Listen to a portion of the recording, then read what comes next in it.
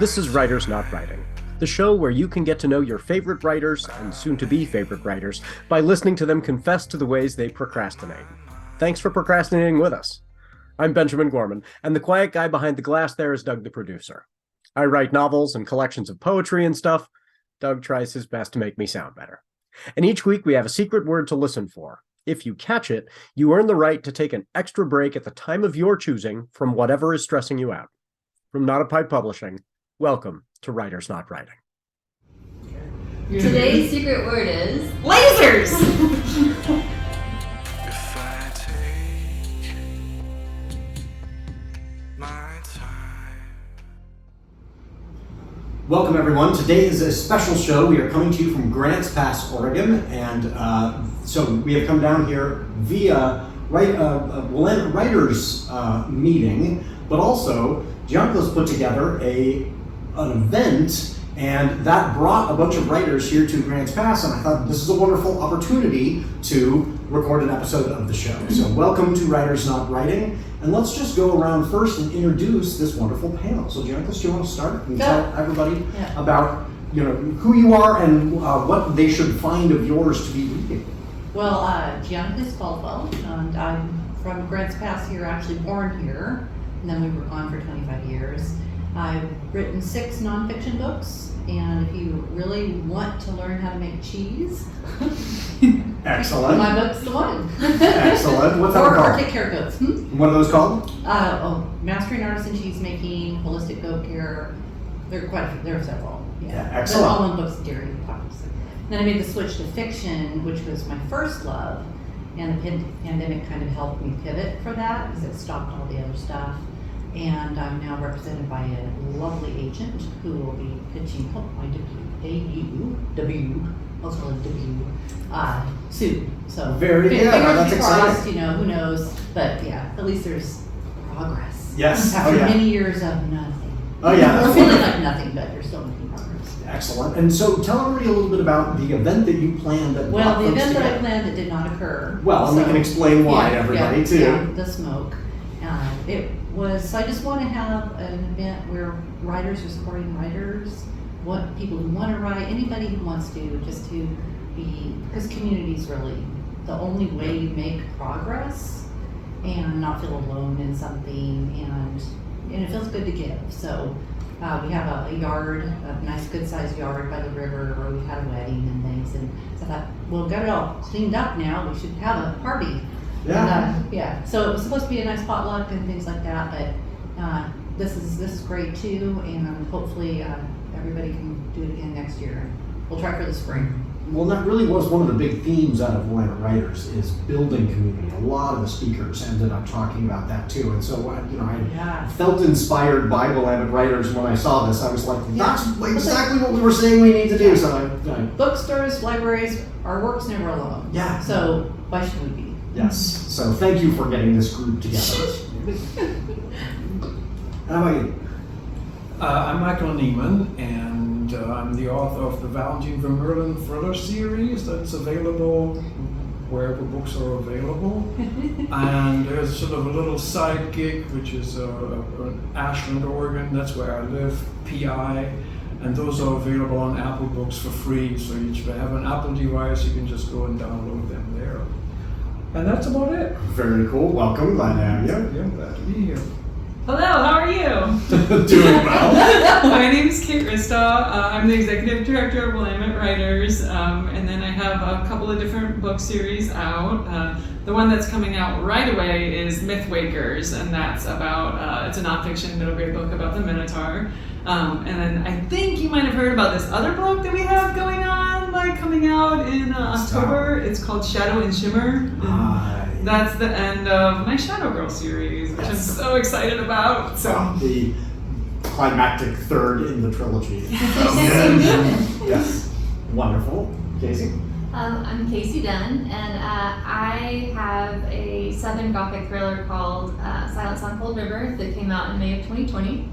And publishing kind of went through some chaos with COVID and paper shortages and cardboard shortages, and the industry itself went through kind of a reckoning. And anyway, Since then, I have a thriller out on submission, and then I also have a kind of a gothic fantasy genre bendy trilogy coming out with Not a Quiet. Yeah, I'm very excited about that one as well. But your what was it? Smoke on what's that one called? The Silence on Cold River is also an excellent audiobook. So I think that's the way to experience it. It's a multi really POV, cool. Yeah. and so you get the publisher did such a good job because they found a narrator true to that voice for every single person, and they did a phenomenal job, and it kind of turned me on to audiobooks actually. Yeah, that one's a really good one. So check that one out. Heather Ransom. I am also here from Grants Pass, live in Grants Pass, and I have a young adult science fiction trilogy out. First one is called Going Green, and that's where I would recommend that you start if you like young adult sci-fi. I love the way that trilogy builds too. So yes, folks should check that one out. Heather did a great job of starting with this world that's kind of confined, and then it gets bigger and bigger and bigger. Cool. Actually, Kate does the same thing. It starts off, the setting is very intimate, and then gets into whole entire universes. So check both those trilogies out. Well, thank you all for being here. So the folks who are watching on YouTube already know and are wondering why we are wearing these wild costumes, but it's a podcast as well. So for the sake of the folks who are just listening, we always dress up in costume for the show. Let's tell everybody about what it is we're wearing. So who wants to describe their costume first? Well, first, mine isn't a costume. I came directly here from the farm, milking goats and things, so I'm glad you think it's a costume. This is what goat farmers wear every day. Carhartts, my boots, my hair is back, got a little bit of smuts here on my elbow. Not a costume. Yes, excellent. I came from the farm too, and we're really thinking about trying beekeeping next spring, but I wasn't sure how I was going to feel in all of that, and so I figured it's really smoky out. It looks claustrophobic. It kind of is, and I just felt like I should give this a go. Like if I'm going to order the bees, I should make sure I'm comfy in the fashion situation. And I'm glad that the helmet doesn't actually mess with the sound at all. You sound very clear. Well, but yes, the full beekeeper, nice. And can I add that I actually came from a different kind of farm. I'm dressed, my skin is entirely green. It's a beautiful shade of green. My hair, instead of being blue like it normally is actually like a gorgeous auburn, but the rest of me is entirely green, and Heather will explain that later. Yeah, I thought you were the Yes. Yeah. Yes. I appreciate that, Kate. I love that. I love it. Sure, when I'm not writing, which we're going to talk about most of the time, I actually make furniture, and I just got out of my workshop, and so I'm covered in sawdust, so you can't even see my clothes. Yes. I thought it was ash from the fire. Yeah, I know. No, it's clothes. I was working with dark wood, so. Yes. Thanks for cleaning up, Michael. Well, and I rushed back to this event from the coast, and so I was over on the Oregon coast, and swimsuit, just still got the swimsuit, the flip-flops, and the towel, so excuse that, but it was actually beautiful on the coast, so. That's fantastic. So yes, I was really not sure what to wear, and so I knew we were going to be having this in the Oregon Port Authority here, which is Heather's and her husband's restaurant here in Grants Pass, and so I wanted to go with guy at the bar in Grants Pass, and so I've got this flannel and my trucker cap and just like comfortable guy sitting at the bar in Grants Pass, which is it's a very comfortable place, and this is a comfortable look for me. So it doesn't look like I'm wearing a costume, just because I fit in at the bar in Grants Pass. Perfect. So part of the point of the show is how do we procrastinate? Helping readers get to understand what we do when we're not writing. So what has been something that has been taking you away from your writing in terms of entertainment in the last week too? What is in pop culture? What has been drawing you away from your work? I have 3 kids. I don't know pop culture. Escapes of the plot. I'll go for some. My son is 12 and he got a record player from his grandma. And so the first record that he got though it's a pink one and it's Taylor Swift. So I've actually spent a lot of time with Taylor Swift over the last few weeks. And it's all like not exactly radio quality Taylor Swift. It's kind of like Taylor Swift. But I've also been learning a lot about how I don't know the lyrics to these songs. So is it like old school country Taylor Swift or no, it's like modern brand new Taylor Okay. Swift. Like there's a song called Karma, and I didn't know it was called Karma. I thought she was singing about Connor. And so finally I said to my son, like, why is she singing about Connor? Like, who's Connor? And he's like, it's Karma, Mom. So uncool, Mom. We've been driving around with my daughter, and she's 12, and we listen to like old school hip hop or like rocking out in my truck, and she goes, this girl Shawty must be like beautiful because all these famous people sing about her. Keep singing about Shawty. Sweet songs.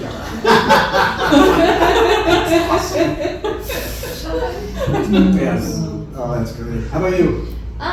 This summer I've tried to take in as many live plays as possible. So recently I got to experience Kinky Boots down in Ashland at the Oregon Cabaret Theater, which was amazing. Nice. I'm going to Grease the musical tomorrow here in Grants Pass. That's being put on. So that's I've tried to fill my summer with some live theater. Oh, that's good. A friend of mine staged managing that. Oh, it was wonderful. Yeah. Agrees, yeah. Yeah. Oh, I'm excited about that tomorrow too. Yeah. Yeah. Absolutely. Nice. I'm a big believer in live theater, so that's wonderful. How about you? Not much, honestly. We literally are out there on the farm, and then we're caring for now 2 elderly parents. The lost one last month. So I think I stay fairly focused because there's just so much else I want to do, and maybe my distractions are my work. Yeah. So I kind of feel lucky that I better read now. Yeah. Reading is your best way to get better at your craft. Well, have you been reading anything I have to go read now. And you've been reading anything that's been, pulling you away from Yeah, I'm your reading work about 5 hours? books at a time usually. Several audios because I love audiobooks, and always something in print. Usually something on Kindle, but it's my least favorite. Just the experience is never as real. Yeah. But sometimes like I'm doing some NetGalley stuff, so you have to. But yeah, the one I just finished that I really liked is called The Great Transition, Nick Fuller Guggen's, and it's just out. Oregon Books has it. Just came out, and I was found it when I was looking for comps, and reached out to that agent and had some good feedback from her. So it was as one of those networking things. So it is work, but it just also feels it's entertainment too. Right. Oh, absolutely. Yeah. Mike, how about you?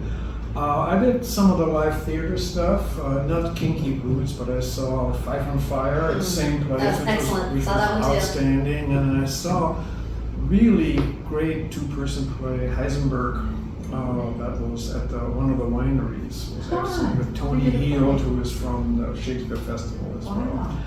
Saw Oppenheimer, the movie. Yes. Did not see Barbie, even though everybody said you should see those both at the same time. I just didn't make sense to me. We did see them both. We did the At the same Oppenheimer time? thing. Yes, at the same time. Barbie It's a total shift. No, I stayed with the Oppenheimer thing, and then other than that, reading. I've been rereading a lot of David Goody's novels from the 1950s, that old Beck noir stuff, which I think, oh gosh, people used to write really amazing things back then. And that's about it. Yeah. No, but that's a lot. What did you think of Oppenheimer? As a biopic, it was probably a good one. I resented the fact that there was absolutely no mention at all of first of all, native populations that are still living with the radiation that he helped put in the air there, and of course, barely a mention of what happened near Hiroshima and Nagasaki. And the weird things, of course, August 6th was Hiroshima Day and August 9th was Nagasaki Day, and that movie comes out right around that time, and it's kind of like, there were 100,000 people dead, Yeah, it was interesting. You know, Huh. I remember talking with folks. Crystal and I were talking about this. My fiance and I were talking about this as well. If they had devoted a lot more time, it would not have been the same biopic. Yeah, right? You know, right. It but, is you know, about him, so I understand. Yeah, but you're right. You are watching this, you know, kind of decontextualized. Yeah. You know, the harm is not included. Although I found it very, very powerful, it is. I understand folks going, you are telling a fraction of the story. But it was very well done. I found it very moving by the end. I was like, oh, this is terrifying.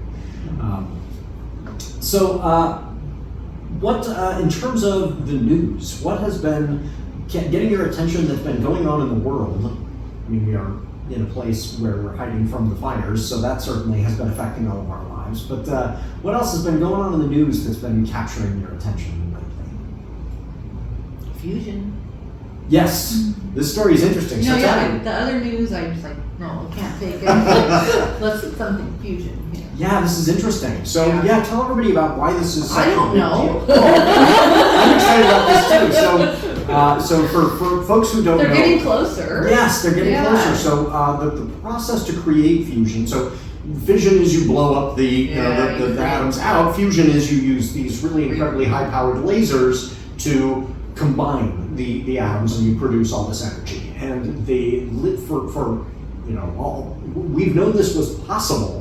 But the downside was it took so much energy to make the lasers work that it didn't produce a gain in energy. So it was not a It's viable like energy running source fans because to make power. yeah, you're having to use more energy than you gained. And they got to the point where they did one and it was a slight gain. And now they've done a second one and it is a more significant gain. Yeah. And so we are getting to the place where we will have energy that comes from, yes, we expend it with these lasers, but the nice thing is it's incredibly clean. You are not, the byproducts are heat and water. Which heats the energy. So. Yeah, so that's that. And we live off the power grid, so we're like always watching. Yes. Make all of our own electricity with solar and microhydro, and it's like we spend electricity differently. Yeah. We had guests staying. We said, "Sorry, you can't run the air conditioner and do this, turn the lights off by now because the batteries don't have enough power for tonight." Yeah. So it's just a whole different power matters so much. We're on the grid, but take we it are. for so granted. Yeah, our solar panels produce more power than we use. And So it actually, that's better for the planet than what we're doing, which is just wasting it ourselves. well, but Because when we make too much power, it doesn't go anywhere. yeah, I admit it does make me a little bit profligate with my power, where I'm like, yeah, let's put up some more, another string of lights. We're not, it's all People just do the that sun's anyway. power anyway. And so, I used to be, I was raised by, Protestants, turn the lights off, put on a sweater. Nobody knows And I'm like, we make more power than we use. Go ahead, turn on the heat and whatever, because, it's, our net power is output rather than input. Right. Anybody else? What news story's been jumping out at you? I don't remember his name, but the guy that's now indicted for the murder of college students in Idaho, and he has waived his right to a speedy trial, which means now it was supposed to start on October 6th, and it's been kicked down the road. Huh. And so it's just made me think of the justice system because, yes, you're innocent until proven guilty, but now you have the victims' families that what's their right? What's their right to a speedy answer? And so I realize it's because the defense is saying we need more time, but do you? So I don't know, just the How much is this just stay out of jail free card for an extra Right. 2 years because you're going to lose? Yeah. This is going to become a very salient question in other indictments as well. Yes, How it long can we is. kick this down the road? That's an interesting one. The murkiness of the. Yeah, our system is very much designed by people who knew themselves to be criminals, in the eyes of the British, and therefore all the protections are for the accused rather than protections for the victims. Okay. And you'd think that would then produce a more fair system without unfair prosecutions, but it hasn't manifested that way in this country at all either. So. Everything's going too far. Yeah. It's not like But the that's space interesting. I had not heard about that. An extension in Idaho. There was a really interesting case I was listening to. There's another podcast, not that I'm recommending any podcast listeners listen to another podcast, but the folks who produced Serial produced one, a separate one about this case called The Retrieval. Yes, I heard about this. Outstanding podcast. Yes. So the hospital that's attached to Yale University performed IVF, and so they were doing egg retrievals on these women, and one of the nurses, who was herself a woman, was stealing the fentanyl. And so these women were experiencing IVF egg retrievals with no painkiller. And they were being essentially tortured.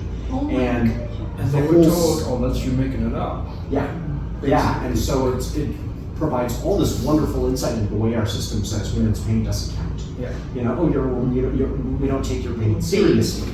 And at the same time, what complicates it is the person who's responsible is a fellow woman who is not, they're saying, how could she, knowing what we would do? And it turns out later in the story, this is a bit of a spoiler, she experienced IVF herself when she was younger. And so she knew the torture she was causing. So who are they going to be angry at? And then the delays in the justice system, it was locking it down and saying, we won't talk about this and we did nothing wrong. And it's all this, let's make sure this one nurse faces all the responsibility and not the system that gaslit these women and said, your pain is, I'm sure it was some mild discomfort. They were tortured. So that's a very powerful series. Yeah.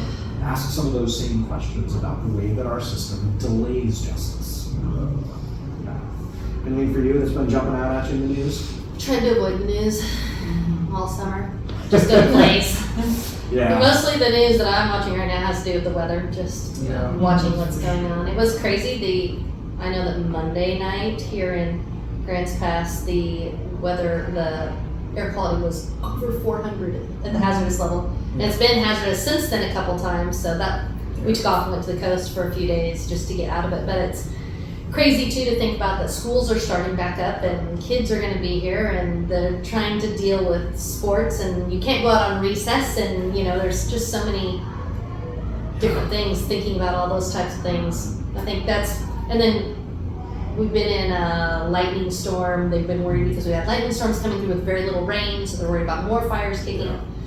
So I think I watched that much of the news, the weather, and then I just turned it off because that was enough. But it's made me think about the fact that even that metric is something, 10 years ago, would we have even known what 400 means? Right, in the air quality, yeah. Like that, now we're having to learn. Learning about, in the same way, a lot of people had to learn how to analyze statistics during COVID, to understand what these new metrics meant. We're having to learn, what does 400 mean as opposed to 200 for me or my kid who's got asthma or whatever. And this will become normal. It's scary. It is becoming more and more normal in Southern Oregon. I feel like, we've been here in this area for 30 years and we were trying to pin down, when did this become normal that fires are coming through in the fall? I'll just interject it. I was born here 62 years ago and it was normal then to some degree. Like the first thing my father did when he came back to the property was put fire ponds in so that he could dip water out of it and put roads around the whole 200 acres so that bulldozers could get in. So I think it's always been a fear, but there's so many more homes now and people that the air quality part is the part that I don't remember though, because I've taught here in Grants Pass. I taught for 30 years here. It's definitely worse. But it's that piece in there that I don't remember not being able to let it's only been in the last 10 years maybe that we haven't been able to let we weren't able to let kids go outside on lunch, that you had to figure out how to keep 700 kids inside the building during the only time that they could get out and get their energy, Yeah, but it's slow moving enough that it feels, it's that incremental growth that it's, last year we had 1, this year we had 2. Like it doesn't feel like, this is a dramatic change. But yeah, it definitely is, and we're more aware too of that health aspect of it. Or my generation's like, tough it out, Be a baby. Yeah. Go out and breathe smoke. Terrible. So a couple of you have already mentioned them, but what are some and I'm hesitant to use the word hobby because these are actually, kind of day job things as well. But what are some things that you are engaged in that are not your writing that have been taking up a lot of your time lately? I have 3 kids, and one of them is a competitive gymnast, and her schedule runs my life. Like her fall schedule, she's 8, and her fall schedule will be 4:30 to 8:30, Monday, Wednesday, Friday, and they just split out the competitive schedule, and it's fantastic. We go to Disney, and but it is something. It's a huge commitment. I think a lot of folks don't realize that it is a huge commitment for the family. It is. It's not just the athlete, it's everybody involved. And her brother and sister are super supportive, and they're really kind to each other. Our living room is a mini gym. There's a balance beam, there's a kit bar, there's mats. I'm having to learn all this stuff about gymnastics. So that has been good for you though. Does she have a coach locally? Yes, she practices locally. They do a fantastic job. She was ranked in the state last year. She won bars in Reno last year. She's kind of found her thing. So it's been really She fun. loves it. Oh, She does. She loves And that's it. really She's good, so that it's cute. not, I loved this at one point and now it feels obligatory. That she's loving it in the moment. So it's been cool for her to see Simone Biles come back, which is another thing. Yes. We watched her last night, and she'll be on again tonight. And then when she won the Hydroport Classic or whatever, to get to see that, it's been really inspiring. Yeah, she's amazing. Yeah. Very cool. What else have folks been keeping themselves occupied with? I'm working on a project that is non-fiction, working on creating a curriculum with Providence for a new Ken Burns documentary, Hiding in Plain Sight. Anyone who hasn't watched it, Hiding in Plain Sight, teen mental illness, amazing documentary. But I have found that working on creating that curriculum, working on nonfiction, the fiction side of my brain is not kicking back in. I'm having a hard time jumping back and forth between the two. That's interesting. So how does that, you get it, how does that affect your fiction as you are? Well, it affects my fiction in that I haven't written much. You just It is, and it's not that I'm not writing, but I think about my stories and I go back and read where I'm at in my fiction writing, and it doesn't flow the same way. It's really interesting. We are moving. The curriculum has been written now, so now we're moving into working with the designers of everything, which is a really cool part. And I think that has kind of, Casey and I just started talking about writing, and I think seeing the designing part and that creative part is starting to wake that back up. I'm starting to wake up my the fiction art side again. Yeah. So hoping to get back into some writing. It's been an incredible experience, and I'm loving what I'm doing. But I miss the fiction writing. Yeah, that is interesting. So you've got a lot of other stuff going on in terms of the farm, active farm. 3 properties to take care of. The 2 parents, different parents in our farm, and we're probably going to have to be selling our farm next year. It's been in my family since the 40s, and it's going to break my heart. Yeah. But we can't keep running it. We're getting too old to do it well. We don't want to be the old grandma and grandpa, that everything's falling apart because you can't take care of it. So what does the farm produce predominantly? We were commercial cheesemakers for a number of years, and milk goats, and so now we just have all old goats there, I say. That's included. That's great though. But so it's a super tough decision, but we want to be able to move on, and if our kid doesn't want it, that's the thing. They don't, so. Yeah. That it wasn't ours to begin with, so shouldn't we necessarily have ownership on it anyway. Do you find, I've heard that there are concerns that there are not enough people interested in going into farming. It's totally true. Oregon and Southern Oregon in particular, though, are kind of exceptional. There are a lot of small to mid-sized farms here, and big ag is not here, really, unless you look at hemp and cannabis. Yeah. And I would argue that that's agriculture, it's not food. Yeah. But, you can argue that about wine too, I guess. Yeah, I suppose. So, so it's very true. Nobody wants to work that hard for that little. And, that segues into all sorts of issues with migrant stuff and labor and quality of life. But I always try to encourage people the more you pay for your food, probably the better care of the land and the people and the animals. might mean you can't buy as much of stuff, but it really has to come from the consumer side to support the ag. Well, yeah, we being become done well.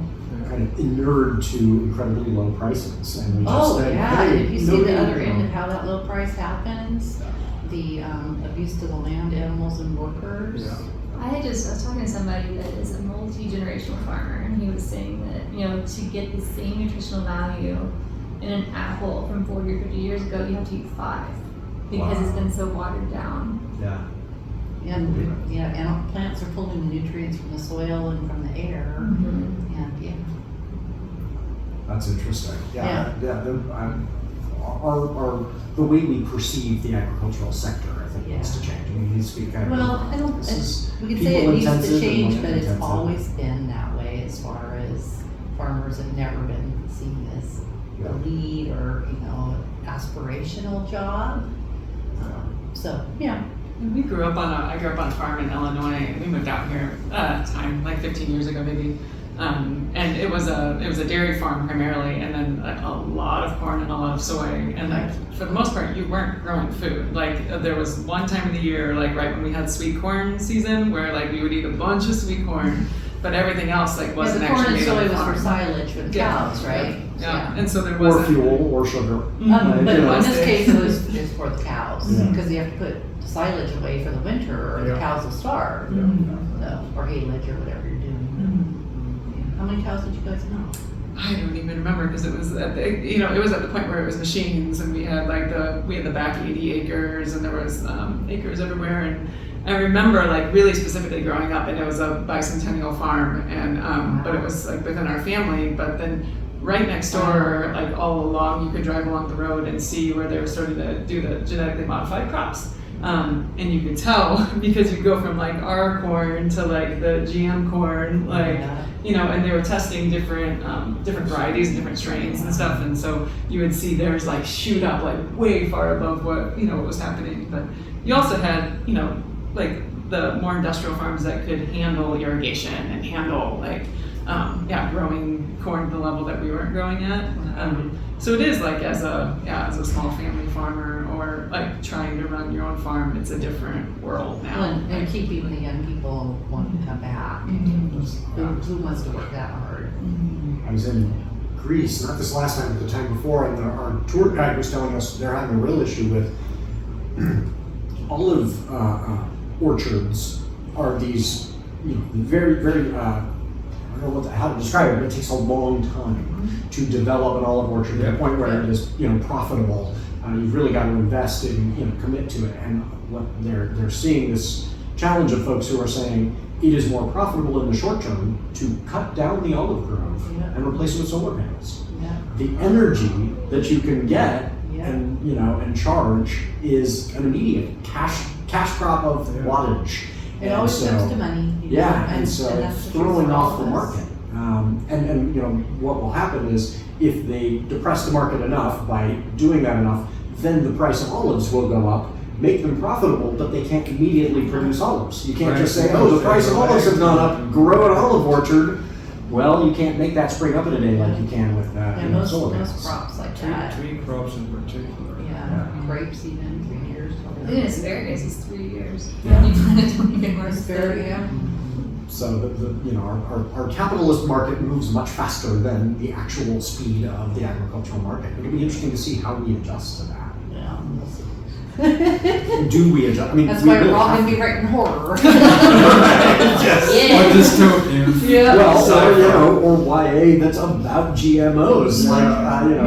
Heather's series is very much about genetic modification Speaking to of get that, young you're going to people tell us thinking about why Kate's skin is green right now. Yeah, why is my skin green? She dressed as one of the characters from my book. I feel so. It's almost like we're at Comic That's Con. what I said. Yeah. I love that. Yeah, in that series. And in the series, the idea behind it is that the plants on the planet have started to die off due to a virus. This was all pre-COVID, but we started to lose plants, and so there was a group of people that started working on modifying chloroplasts to go into people, which we really are doing. I did. We really do.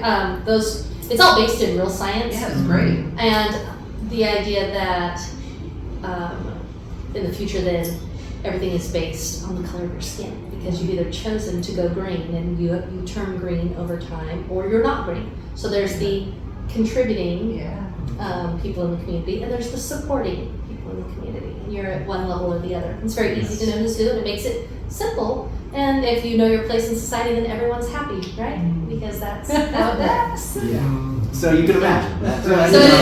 You can do, and there are a lot of metaphors to explore there. But the science angle, I think, is an in for folks who are going. This is there's some really challenging, high-level concepts to deal with in a classroom, and yet, you could read this book. A science teacher can say in their 7th grade class, let's read this, and they're doing great cross-curricular work where they're working with literature in a science class, but you also could deal with some heavy sociological issues in that class, which would be cool. Yes, for any teachers that are listening or watching, Yes. There is a full curriculum that is free for the first book, and there are school districts all over that are using it, from middle schools, 7th grade language arts class, to there are high schools that are using it even at senior level to talk about some of the issues looking forward into a dystopian world. Cool. Yeah. So That's highly recommend. So what about announcements? What's going on with everyone's writing lives that they want to make sure folks know about? I know Kate's got some 2 books coming out this fall. 2! The same fall. It's gonna be good, and it's it's something I've actually been talking with a lot of authors about. Especially if you're publishing small press, if you're publishing, and it's like part of your career and your life. The Mythwakers one specifically was supported by a grant from the Regional Arts and Culture Council, so it made it possible to just write the book and not have to worry about how's this book gonna sell, and it supports you as your career goes on, so that one, it also launched as a Kickstarter, and so it's ready to go out in the world. The event that's coming up in 2 weeks is Back to School Night Nerds. And my son said, "You can't call people nerds," and I said, "Watch me." Some of us like it. I know. My license plate is literally nerdy G. I'm not sure I should make that known to the world. Too late. If it's egged when you go out. Yeah, exactly. That is me. That's my car, nerdy G, as I'm driving down the road. So yes. So where's that going to be? So it's in Metzger, which is just outside of Tigard, and where I live, which is outside of Portland, which is in Oregon. We're zooming back. Yeah, yes, exactly.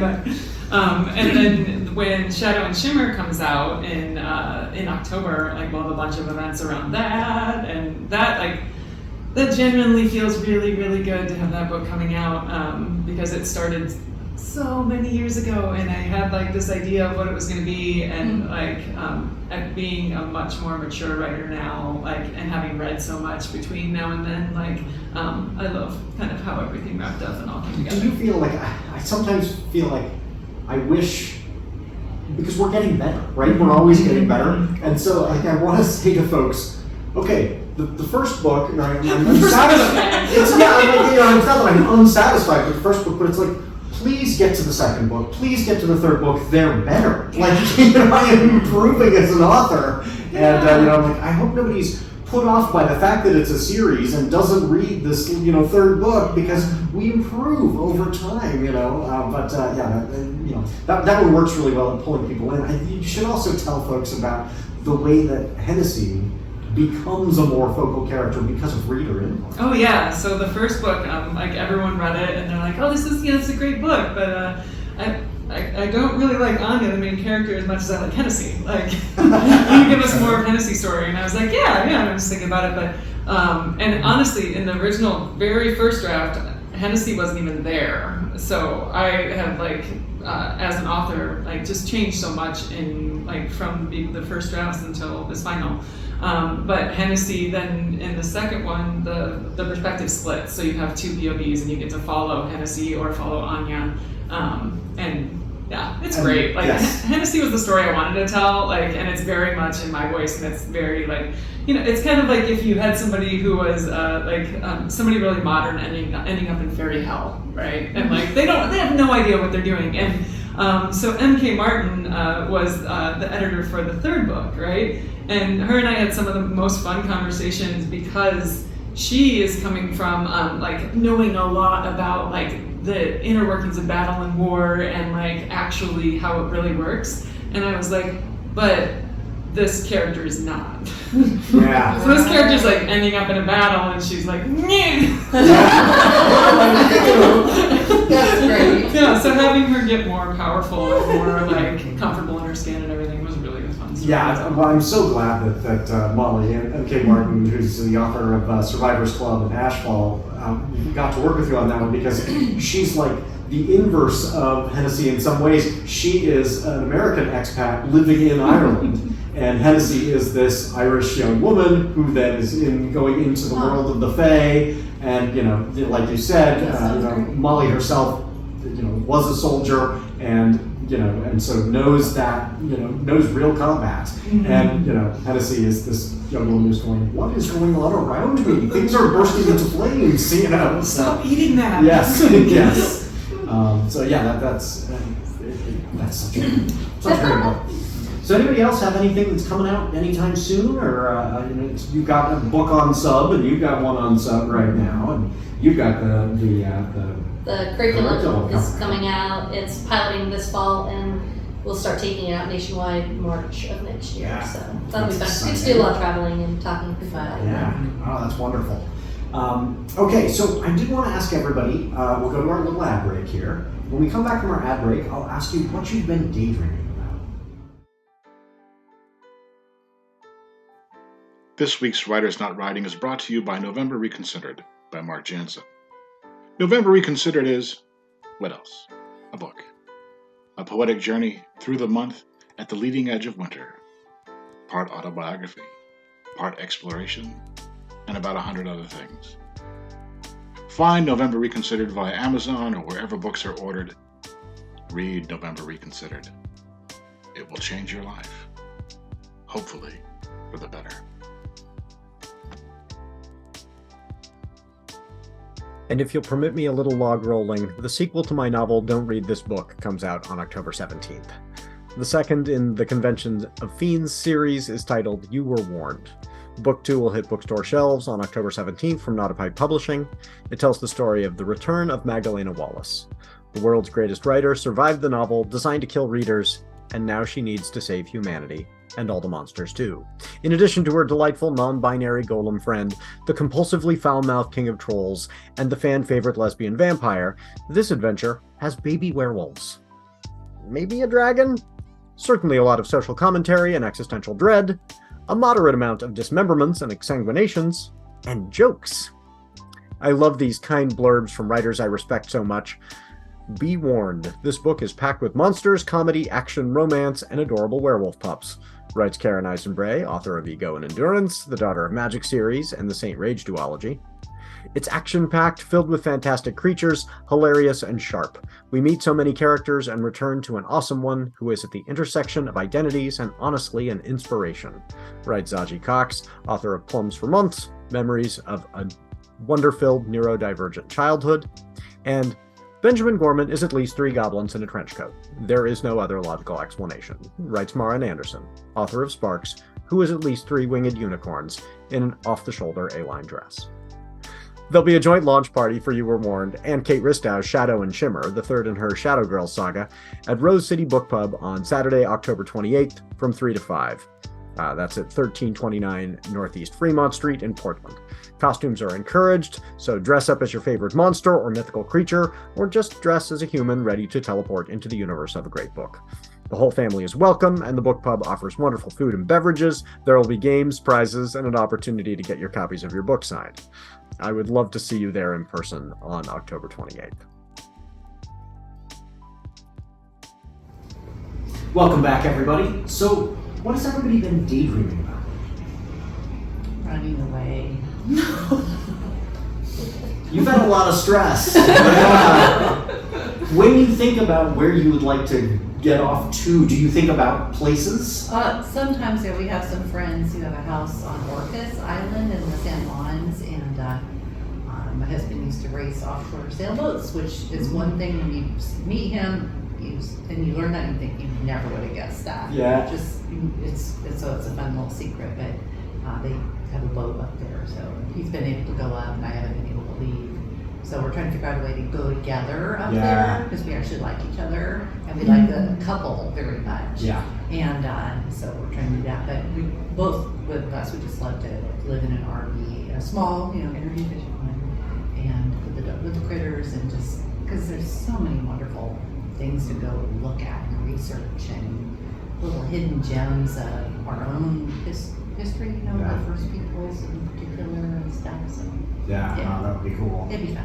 So we just, on the way here, we stopped to look at another RV. We're not getting one anytime soon. We have a travel trailer, but it's just fun window shopping. Yeah. The comedian Michael Ian Black has a great podcast, and he talks about how once you start looking at RVs, it becomes your thing. Like you It just is. start And we're researching looking, RVs. we have do an ad for Jim Clark Consignment, and they're one of those places where no vulture salespeople swoop down and attack you with their talons and tell me your name, Yes. and I'm so and so, and they start going all manic on you. Yeah. So they just let you, they unlock everything, and you just go look, sit there, and pretend you're having supper. Yeah. Yes, it'll happen now. Yeah. And my feelings about RVs are they're kind of like boats, and that the two happiest days of your RV life are the day you purchase one and the day you sell one. Oh no, we my- lived in our travel trailer, we lived in one for 4 years while we built our house, our barn, and I love little spaces. Yeah, because I really love having everything right where I know it is. Yes, No, but the there's no RV, room you got for it. land. Have to. For my folks, they got an RV, and it was, where are we going to park this thing in a city? Where are we going to, I'm paying a rental fee, maintenance, now it's got mildew, now it's got whatever, and so it just got to the point where it was like, this thing is it's a lot of different. work, Yeah. Michael, how about you? What have you been daydreaming about lately? Oh, daydreaming about not writing crime fiction, one thing.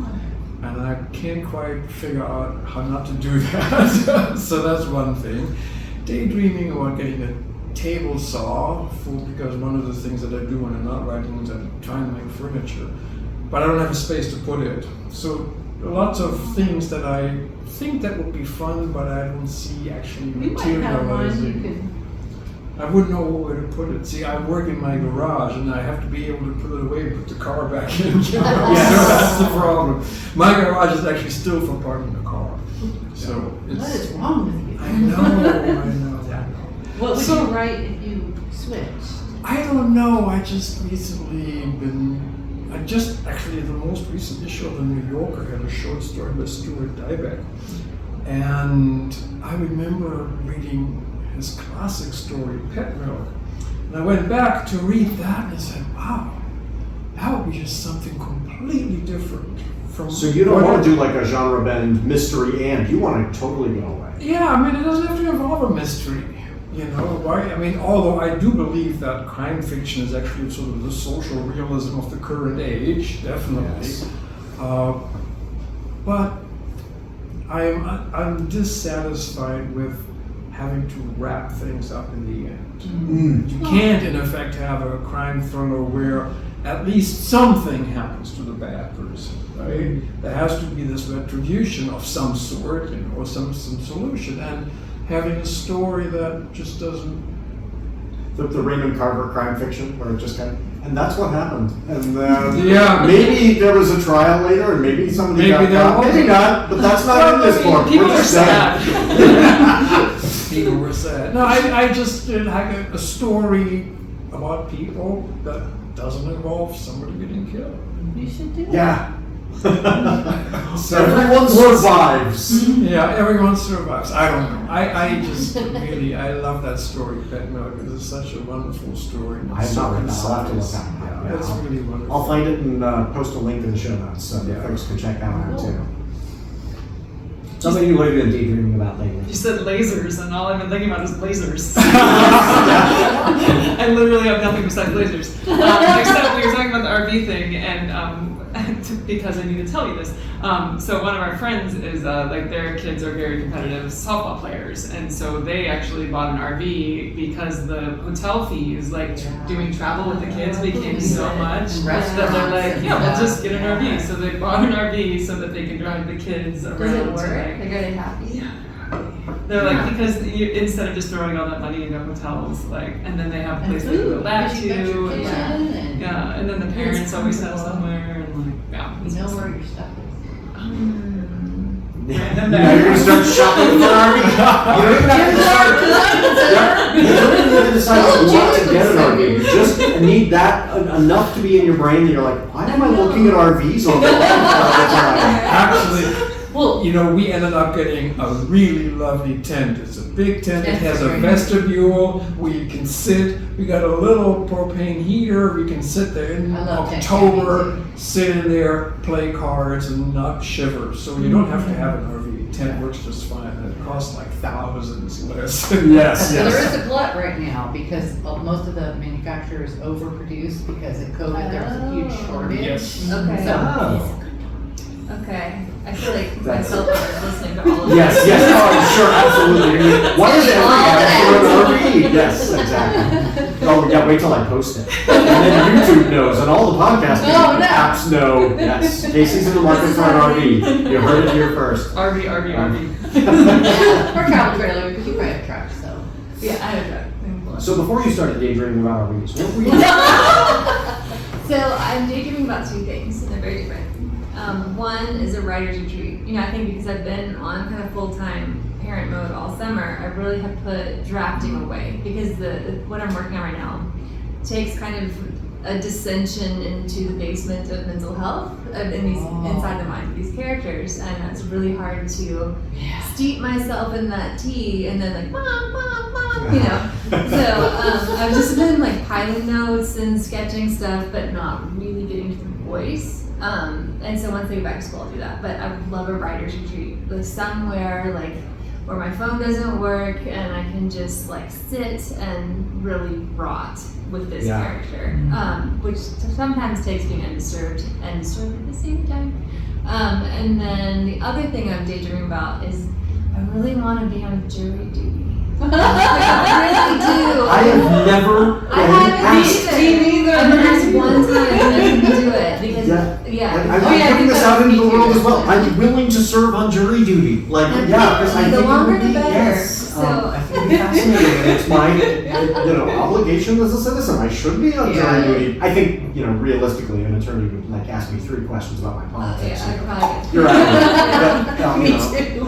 Way too liberal for, we don't want to go this jury. But like, I would be really curious to learn. I do. I want to see how it works, and because my whole particularly for your it's learning. Yeah, so you can Google all you want, but until you're like really in it, Well, and it's the navigating that decision-making process with the other jurors. Right. You don't get to just go, we all agree this guy's terrible. No, what's the dynamic in that room? There's a really funny show, and it's called The Juror. It's called Jury Duty because I just watched it. Yeah, Jury Duty. And so it's you haven't seen it.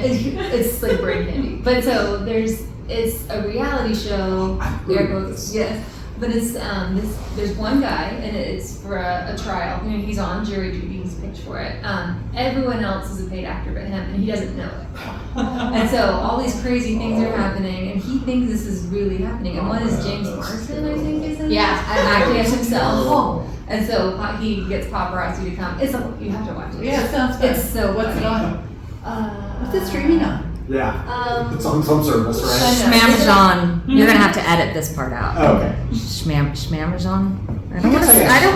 We can say Amazon. Yeah. It's on if Prime. YouTube goes, if Google decides we don't want to advertise for anything that's on Amazon, then they might throttle it. Yeah, they might just make it so that have to edit this part. But Did you see? Sorry. In terms of your writers' retreat, check out Fly at Summer Lake. Oh yeah. That's they have very expensive paid ones, but they also have ones that are actually relatively cheap. Yeah, there's a residency. There's residencies. I went there for it was like 2 weeks in 2018. What's it called? Summer Lake? Playa at Summer Lake. It was Okay. just amazing. You I get your need own little something. cottage. You get to write. You get to do whatever you need to do, and you don't have to deal with anybody else if you don't want to. I don't want to. Well, it turns out that the other folks that were there were just lovely. We spent a lot of time together, actually. Yeah, But we still I've got come along, out of my yeah. cave, I'm sure. Yeah. but- So you want the One of the actors from Parks and Rec was originally cast on the show, and the one guy who wasn't an actor made a comment on the first or the second day, talking about how he was such a big fan of the show, and so they had to scramble and pull the actor out, That's funny. and then recast him with somebody else because they're like, we can't. Yeah, they didn't take Yeah. And it was one of those Breaking split down. second. Had he not made just an offhand comment, It would have blown the whole show. the whole thing would have been done in 2 days. It was so good though. well, apparently, what I heard was that the normal civilian guy is just delightful, and he's really fine, wonderful. and so he's just going. He is "What amazing. He is going on?" amazing. And he's so nice. There's one character on there that is just, he's just draining. He's time consuming, and he is so kind And supportive. and just you can just tell. And there's times he's like, yeah, you can just see him processing it. And it was great afterwards when they talked to him about it, and he's like, well, I really wanted him to. I wanted him to feel good, and I wanted him to feel okay. Sometimes we just have to support each other, and it's all those wonderful things. He has to have the most proud parents in the world. Yes, that's a parenting Just thing. a young man who is just there to do the right thing and be wonderful to the people around him. It's just such a feel good. Yeah, it really is. So how about you? So I already asked you. You've got the curriculum coming up. Yeah. That's your big. Daydreaming though, I'm just dreaming about traveling. Yeah. This was the first summer as I retired in June, and then I worked harder this summer than I've worked in the past 15 years during the summer. Summer's usually our travel time when we go do things. And we didn't travel much this summer. So I'm looking forward to, I've been daydreaming a lot about anytime on my phone. I think my phone knows that because all these ads keep popping up about Costa Rica, Jamaica, Scotland. I'm like, I don't care where. Iceland, sure, just travel. Yeah. So you don't have a particular this is where. No, I would go anywhere. I see. I'm very biased by climate. Where I'm I do not like warm, humid. And so My I'm favorite is warm and Iceland humid. sounds I like great. it. I'm going this next year to Cambodia, Thailand, Vietnam. Wow. Warm and humid. Warm and humid. Yes. But they're bucket list. I really, but those would not be the places that I would normally go. That's going to be my first choice. But my dad was like, we should go. You'll love it. You'll love it. Okay, I've so. heard that Hanoi Bay is a must see. See, I've not heard that, so that's okay. I'm looking forward to that. Every time I mention it, somebody says, "Oh, Bangkok is the greatest." Oh, Angkor Wat is the greatest. Hanoi Bay. Okay, I'll check that out. So I'm very excited about that. But yeah, so anywhere. Just traveling. Do want to go to Scotland. Our son went to the University of Edinburgh for a while, and my one regret is we didn't go over when he was there. The restaurant had just opened and it was so new, we couldn't get away. So And he is yeah, almost you done ever- with his master's. When he's done with his master's, I think we're going to go back with him. And That's you've a never great been. idea. I've right? never been to Oh my Scotland, gosh! no. Well, you went to school there, right? So I went to school in Ireland, Oh, yeah. but in Scotland next year is World Fantasy, the big convention is Oh, over wow. in Scotland. You can write it Is off. it in You can Edinburgh or write in it off. It's in Edinburgh. And Edinburgh is the one. Wait, no, it's in Glasgow. I'm wrong. I both. I mean, I- very I- different feels. Go to both Edinburgh and Glasgow because the feel is different enough in the two cities that it's cool to see how they, I've been looking, there's a great trip that I really want to do where you fly into Edinburgh and then you take the train and you go up around to Aberdeen, and then Inverness, and then to Glasgow. I mean, but then you're traveling around. Is that the really cool luxury train? Looks yeah, that's a daydream. There we go. Yeah, some of Yeah. our friends are going to Scotland, and they have actually like done the thing of renting out the castle and like Oh, going yeah? to stay in there. Yeah. See, that's, I think, writer's retreat. The castle. There Writer's it is. retreat sounds like a dream to me. I'm in. Mm-hmm. We need to get that organized. Well, thank you all. I need to thank some folks before we get to our final bit here. Thanks to the artist Max Oakland, who reached out and provided one of the songs for our intro song, I Prefer the Dusk. Let Max know you like it by following him on Twitter at Max Oakland with 3 Ds. And thanks to Halisma CCO for their song Kids for the ad break. If you're in a band and you'd like your song used on the show, I would love to highlight listeners' work like Max's song, so email that to me. Thanks to Doug, the producer, for making this show sound good and taking the blame when it doesn't. And I cannot forget to mention, Writers Not Writing is a production of Not a Pipe Publishing, so please go to the notapipepublishing.com and check out the amazing books written by writers who didn't procrastinate too much. If you like this show, rate and review it wherever you found it. Check out all these folks' amazing works and give them that 5th star and write a nice review, make their day. It's worth your time. And if you could, write a little review and click the thumbs up button an odd number of times for this show as well, that would be appreciated. Odd number. Yes. Don't click it and unclick it. That doesn't help. Click it. I didn't even think about odd numbers being that's what you do. Like, click it once. So, what's some advice we want to give to readers going, or the viewers and listeners for this next week? What's a piece of advice you'd like people to just kind of have in the back of their mind going into the next week? Lasers. Fusion. Yes, fusion. Try not to be right. Ooh, that's good. Pick up something that looks interesting that you might have passed. That's great. Oh, I'm on the spot now, huh? I didn't say anything. Dittoing Oh, everybody. you haven't gone yet. I'll go last. You folks are more. I would say, because ADHD brain here, but I am realizing how much of the world, I realize this is long, makes us practice distraction, so instead practice focus. So whatever it is that you're doing, be present and do it on purpose. I want to say, remember the library has audiobooks through the Libby app. Yes. So your taxpayer dollars are already supporting the library. So you can get free audiobooks that way. Yes. And So me for as folks who authors- don't have the money for Audible and stuff, just And sometimes, I'll meet folks at events and they think libraries are somehow antithetical to us as writers. No, No. libraries are our friends. What? We like libraries, so Libraries. support your local library. Yes. Which, you also should get a copy of Shadow and Shimmer, Kate's new book, because the special thanks is a beautiful essay thanking libraries and librarians. So read through the entire text, you will love it, and then read the wonderful special thanks at the end. Nice. It's very great. I'll leave that as my advice. Read the special thanks in Shadow and Shimmer. And thanks to librarians. We really do love the work that you do defending democracy, defending our minds, and so thanks to librarians everywhere. And then the last thing I always leave everyone with is, remember, no matter how much you procrastinate, we're still proud of you.